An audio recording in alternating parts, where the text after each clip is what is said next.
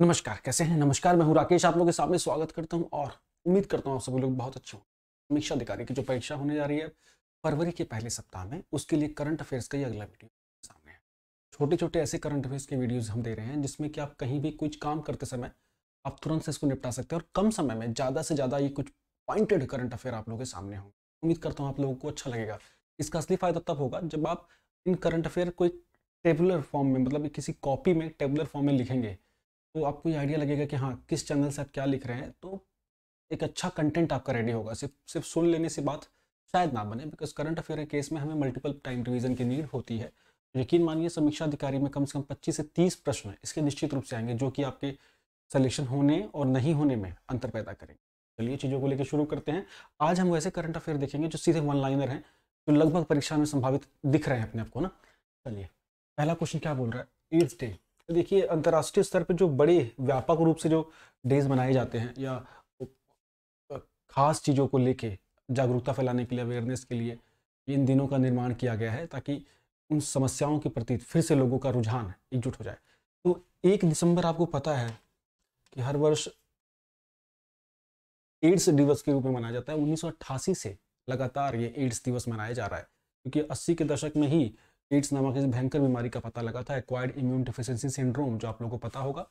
3 प्रकार के तरीकों से एड्स फैलता है और अब तो काफ़ी कुछ इस पे हम लोगों ने काबू पा भी लिया है। हाँ, प्रेग्नेंट माँ से, संक्रमित माँ है उससे बच्चे होने वाले बच्चे को हो सकता है ये। इसके अलावा अगर असुरक्षित यौन संबंध बनाए गए हैं तो उससे हो सकता है संक्रमित व्यक्ति से। इसके साथ अगर अ, संक्रमित नीडल्स यूज़ की गई हैं तो उससे भी हो सकता है।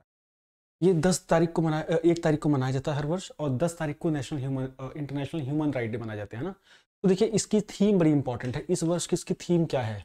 World AIDS day 35। ये जो दिवस है ये 35 वर्ष का हो गया। 1988 में इसकी स्थापना हुई थी। इसी चीज़ को याद रख लेना कि 35 लिखा होगा, वर्ल्ड एड्स डे 35 याद रखिए और प्रतिबद्ध रहें। ये बहुत ही इंपॉर्टेंट है। पेपर में क्वेश्चन आजकल थीम से पूछ के आ जाते हैं। 4 थीम दे दी, बोले इस वर्ष की थीम कौन सी थी? ठीक है, चलिए नेक्स्ट क्वेश्चन की ओर अगर हम चलते हैं, क्या बोल रहा है? India food expo.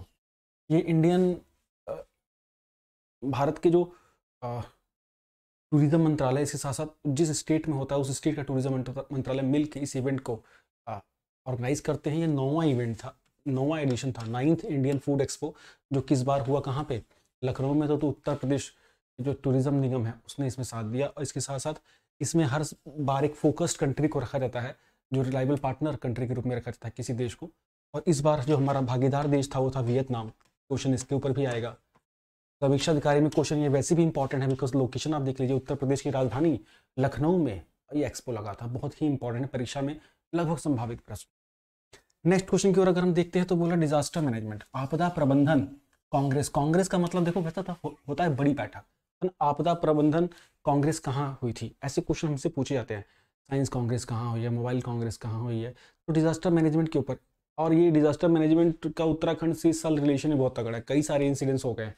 तो देहरादून में हुई थी, आप याद रखिएगा है ना, उत्तराखंड की राजधानी देहरादून, वहां पे ये आपदा प्रबंधन कांग्रेस बैठक हुई है। ठीक है, कांग्रेस बोल लीजिए या बैठक बोल लीजिए, ठीक है, इंपॉर्टेंट है। नेक्स्ट है सिंधु दुर्ग फोर्ट, अभी चर्चा में आया था। क्यों चर्चा में था ये?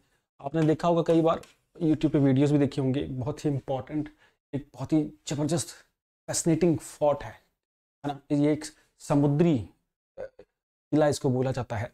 महाराष्ट्र में आप लोगों को देखने को मिलता है। इस पर ट्रैकिंग लोग बहुत करते हैं, बहुत बहुत टफ है ये छत्रपति शिवाजी महाराज ने बनाया था इसको, है ना। इस पे अभी ना हाल ही में कि बड़ा इवेंट हुआ है, ऑपरेशन प्रदर्शन नाम का इवेंट हुआ है, जो कि भारतीय नौसेना के द्वारा किया गया है सिंधुदुर्ग किले पर। तो ये इंपॉर्टेंट है, परीक्षा में इनडायरेक्टली डायरेक्टली क्वेश्चन यहाँ से पूछा जा सकता है। ठीक, नेक्स्ट, आयुर्वेद महोत्सव कहाँ आयोजित किया गया? आपको पता है आयुष मंत्रालय भारत में कितना एफिशिएंटली काम कर रहा है। यूनानी पद्धति, होम्योपैथी और आयुर्वेद को बहुत बड़े पैमाने पे इनकरेज किया जा रहा है ताकि एलोपैथी पे लोगों की जो भीड़ है वो थोड़ी सी कम हो सके और जो डिजीज है उनके और भी परंपरागत तरीके खोजे जा सके ठीक करने के। तो आयुर्वेदिक महोत्सव हुआ है इसमें केरल में इस बार। केरल की जो राजधानी है तिरुवनंतपुरम।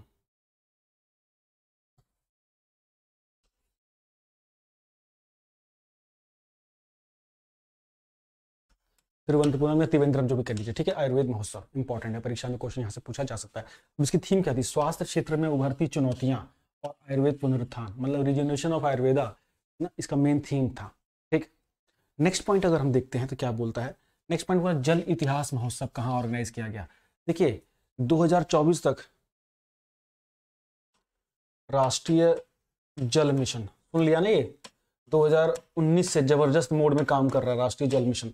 इसका लक्ष्य क्या है, 2024 तक हर घर, हर ग्रामीण घर में टैप वाटर पहुंचा देना, पीने योग्य पानी पाइप के द्वारा पहुंचाने का लक्ष्य रखा गया है। मैं इस बार अपने गांव गया था करीब 1 से 1.5 साल के बाद, वहां देखा कि वहां पे घर घर में ये नल पहुंचा दिए गए हैं और मतलब बिल्कुल से सबको लगना ही है। तो मैं ये देखा ग्राउंड लेवल पे वाकई में कई बार काम परोक्ष रूप से हम ध्यान नहीं देते, लेकिन चीज़ें चलती रहती हैं। तो राष्ट्रीय जल मिशन क्या है, इसका जल इतिहास महोत्सव हुआ है दिल्ली में, है ना, नेशनल जल मिशन कह लीजिए या राष्ट्रीय जल मिशन कह लीजिए। इस मंत्रालय ने, राष्ट्रीय जल मिशन मंत्रालय ने ये महोत्सव ऑर्गेनाइज किया था और ये बहुत ही इंपॉर्टेंट है भाई। 2019 से ये कंप्लीट पायलट मोड पे काम कर रहा है। इससे पहले भी ये 2008 में जो एक्शन प्लान था उसमें भी इसका जिक्र था, 2011 में भी इसकी ये बात कही जा रही थी रूरल एरियाज को लेकर, लेकिन 2019 से ये बहुत ही बड़े पैमाने पे, वृहद पैमाने पे इस कार्य को किया जा रहा है, राष्ट्रीय जल मिशन के इस कार्य को 19 करोड़ परिवारों तक, 19 करोड़ लोगों तक पीने योग्य पानी पहुंच सके ग्रामीण क्षेत्रों में, ठीक। तो जल महोत्सव कहाँ हुआ था, दिल्ली में, ठीक है। अब यह है कि UNLF, देखिए ये बहुत इंपॉर्टेंट है, ये मणिपुर का जिक्र अगर इस साल आएगा तो परीक्षा में आपको पता होगा कि मणिपुर कितनी बड़ी समस्याओं से गुजरा है। कुकी और मैतेई समुदाय के बीच में लगातार वहाँ विद्रोह की समस्याएं, संघर्ष की समस्याएं सामने आती रही हैं। इस बीच भारत सरकार को एक बड़ा अच्छा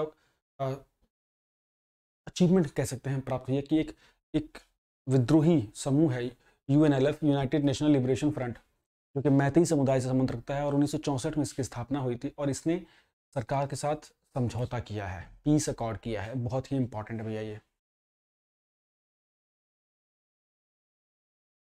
शांति समझौता, ठीक।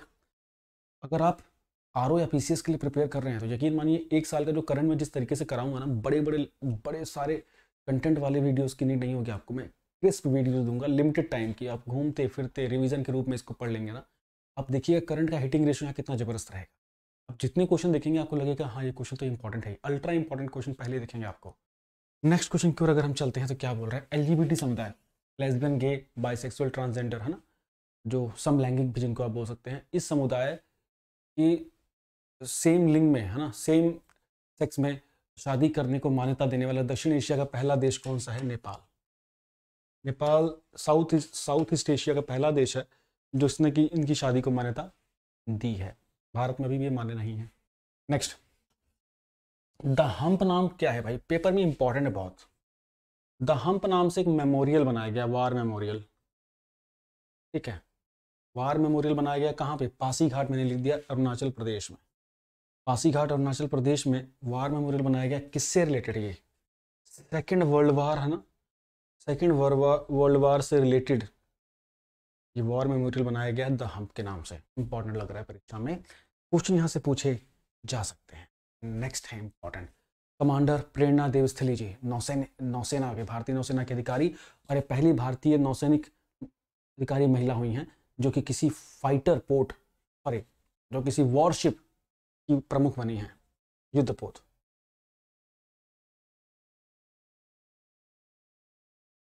ठीक, बहुत ही इंपॉर्टेंट है, बहुत इंपॉर्टेंट है कमांडर प्रेरणा देवस्थली। नेक्स्ट अगर देखेंगे, तेजस फाइटर जेट क्यों चर्चा में था, इंपॉर्टेंट है, 2016 से हमारे वायु सेना का अंग हो गया है ये fighter plane, completely indigenous fighter plane है ये। और इस बार इंपॉर्टेंट न्यूज़ में ये रहा क्योंकि PM मोदी ने इसमें भी उड़ान भरी है ना, तो ये बहुत इंपॉर्टेंट है, ठीक है। नेक्स्ट, सूर्य किरण युद्ध अभ्यास, 17वां एडिशन बच्चे स्टार्ट हो गया है। भारत और नेपाल का युद्ध अभ्यास होता है भारत और नेपाल के बीच में सूर्य किरण के नाम से ना। इस बार कहाँ हो रहा है ये, उत्तराखंड में। कहाँ पे, उत्तराखंड का एक जिला है पिथौरागढ़, ठीक।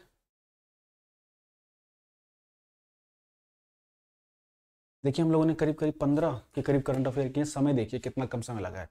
और इसमें कोई भी करंट आपको ऐसा नहीं लग रहा होगा जो कि लग रहा होगा कि ये इंपॉर्टेंट नहीं है, सारे इंपॉर्टेंट है। चैनल पहली बार थे तो सब्सक्राइब कर लीजिएगा। ECS RO की परीक्षा के लिए लग जाइए जी जान से। Thank you so much, bye bye.